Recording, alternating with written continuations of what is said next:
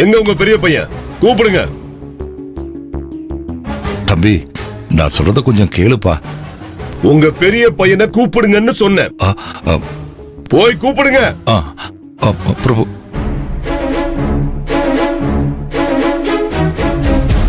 என்ன என்ன பாக்குற?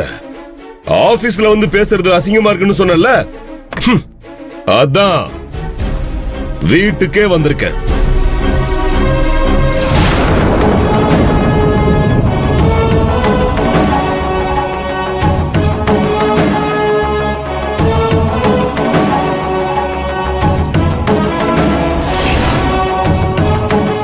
அண்ணே, வந்துட்டியா?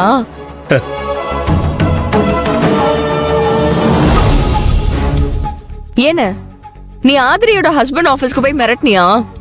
ஆதிரியும் அவ ஹஸ்பண்டும் என்ன மிரட்டுறாங்க?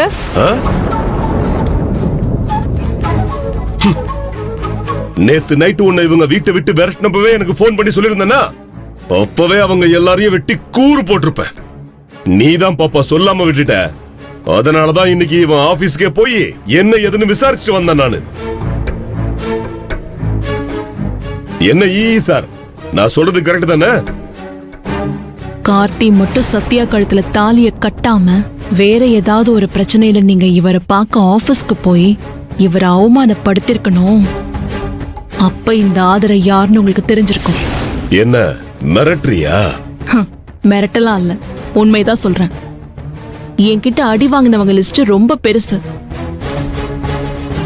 உங்க தங்கச்சி அது வேணும் இது வேணும்னு கேட்டு ஒரு நோட்டு பூரா லிஸ்ட் எழுதி கொடுத்தால, அந்த மாதிரி 3 நோட்டு போட்டு எழுதலாம். ஒரு நாள் ஃப்ரீயா இருக்கிறப்போ எழுதி தரேன், போய் விசாரிச்சு பாத்துக்கோங்க. நீ எத்தனை பேரை வேணாலும் அடிச்சு போட்டிருக்கலாம், ஆனா என்ன உன்னால ஒன்னும் பண்ண முடியாது. பேசாம ஒதுங்கி நின்னு வேடிக்கை பாரு. அந்த மெக்கானிக் பையன் வீட்டுல இருக்கானா பாப்பா? இல்லண்ணே, அவன் காலையிலே கிளம்பி போயிட்டான். கிளம்பி போயிட்டானா? எங்க போனா? டேய், உன் தம்பி இப்ப இங்க வரணும். அவனுக்கு உடனே போனை போட்டு இங்க வர சொல்லு. நான் இங்கதான் இருப்பேன். இந்த வீட்டுல எவனாவது ஆம்பளன்னு இருந்தா என் தங்கச்சியை இப்ப வீட்டை விட்டு வரட்டுங்க பாப்போம். ஏய், நீ என்ன எதுக்கு எடுத்தாலும் ஆம்பளையான்னு கேட்டுட்டு இருக்க? ஆம்பளைங்கிறது எப்போ 2 ரவுடி பசங்களை கூடவே வச்சுக்கிட்டு ரவுடித்தனம் பண்ணிக்கிட்டு ஊரை சுத்துறது இல்ல. அதுதான் ஆம்பளைத்தனம்னா அப்படி ஒரு அடையாளம் எங்களுக்கு தேவையில்லை. மெக்கானிக் ஷாப்ல வேலை பார்த்துட்டு இருந்த என் தம்பிய நீ கார் ஏத்தி கொலை பண்ண பார்த்திருக்க. அந்த கோவத்துல அவன் வந்து சத்யாவை வீட்டை விட்டு வெளியில போன விரட்டினான். நீ செஞ்சதும் தப்பு, அவன் செஞ்சதும் தப்பு. நாங்க இந்த விஷயத்தை பொறுத்த வரைக்கும் யாருக்கும் சப்போர்ட் பண்ணல. ஆனா நீ ஆபீஸ்க்கே வந்து பிரச்சனை பண்ணி என்ன அவமானப்படுத்தின. நீயும் உன் தங்கச்சியுமா சேர்ந்து ஹவுஸ் ஓனரை மிரட்டி எங்களை வீட்டை காலி பண்ண வைக்கிறதுக்கு ஏற்பாடு பண்ணிட்டீங்கல்ல? சரி, நீங்க நினைச்ச மாதிரி எங்களை தான் நடுத்தெருவில் நிக்க வைக்க போறீங்கல்ல? இப்பவாது எங்களை விட்டுட்டு போன்னு சொன்னா நான் உங்களை பழி வாங்காம போக மாட்டேன். புது வீட்டுக்கு நானும் வருவேன்.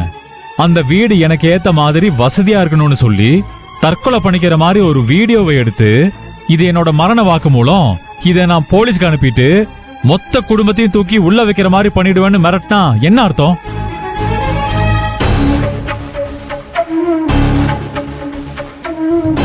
நான் சொல்றேன், தப்பா நினைக்காதீங்க.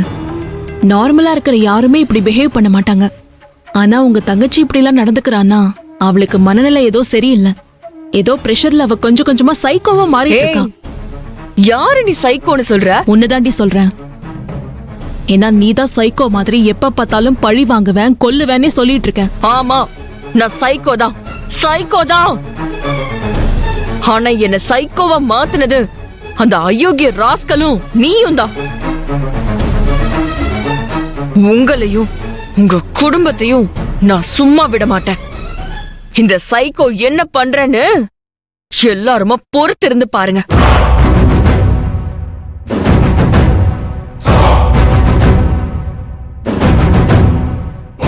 ஆதிரை, நீ பாத்துக்கிட்டே இரு. இந்த சைக்கோ சொன்னதை செய்வேன். எல்லாரையும் நான் சும்மா விட மாட்டேன்.